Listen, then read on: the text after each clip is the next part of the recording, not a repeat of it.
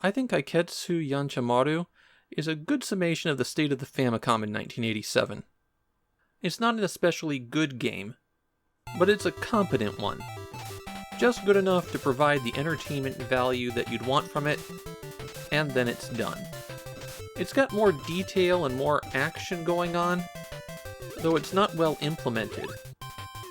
However, its sequel will improve on the game tremendously. And then the extra rare third game in this series isn't quite as good as you'd hope. Kaiketsu Yancha Maru was an arcade game first, and I played Kid Niki Radical Ninja quite a bit in the arcades. And as a result, I have a bit of a soft spot for this game, even though I can tell it's not very good. Strangely enough, looking up some Japanese sources, I found a lot of the same sentiment. A lot of people going, yeah, it's a bad game, but I still kind of like it. The story of this game is Kaiketsu Yancha Maru is a young ninja in training, and one day while practicing, he gets a message calling for help, and in 1987 that was more than enough story for a video game. There's 8 side-scrolling action stages to make your way through before you reach the final boss, and save the inevitable princess.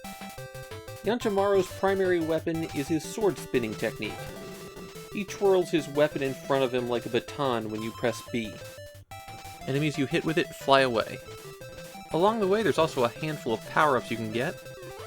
This bell lets you throw your sword.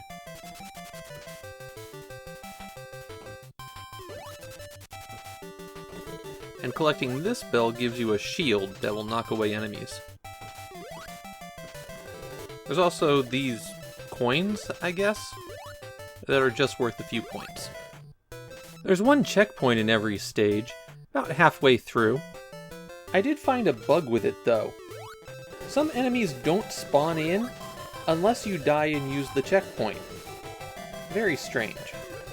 At the end of every stage, naturally there's a boss, and the bosses have a bit of an odd property to them. If you hit them with your sword, then your sword flies out of your hand. You'll have to recover it before you can attack again.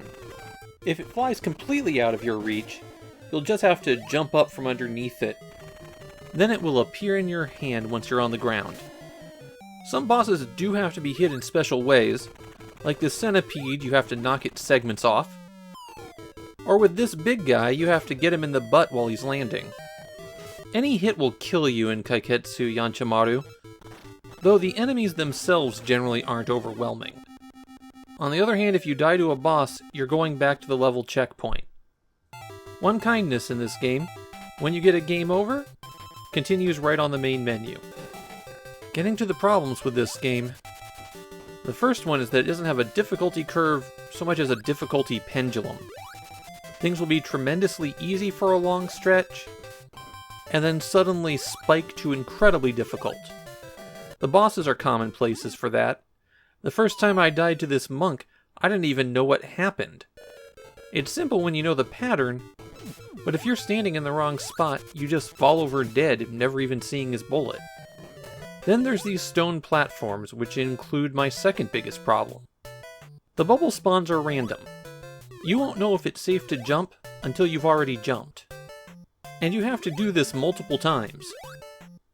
That other problem is one of my least favorite bugs ever. It's not unique to Kaiketsu Yancha Maru.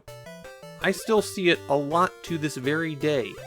If you're standing on a platform that's moving down at a large enough rate of speed, like these rocks, where if a game isn't coded to move you down at the same rate as the platform, then there's a gap that occurs in between the platform moving down and you moving down to catch up to the platform.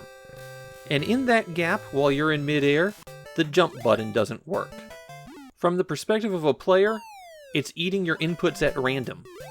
And it's not like moving platforms are placed in the easy platforming sections either. These days I mainly see it from people who code their games around physics systems, rather than building something specifically for platforming. Any platformer that does this is a bad game. Which brings me full circle. No matter how you look at it, Kaiketsu Yancha Maru is a pretty bad game.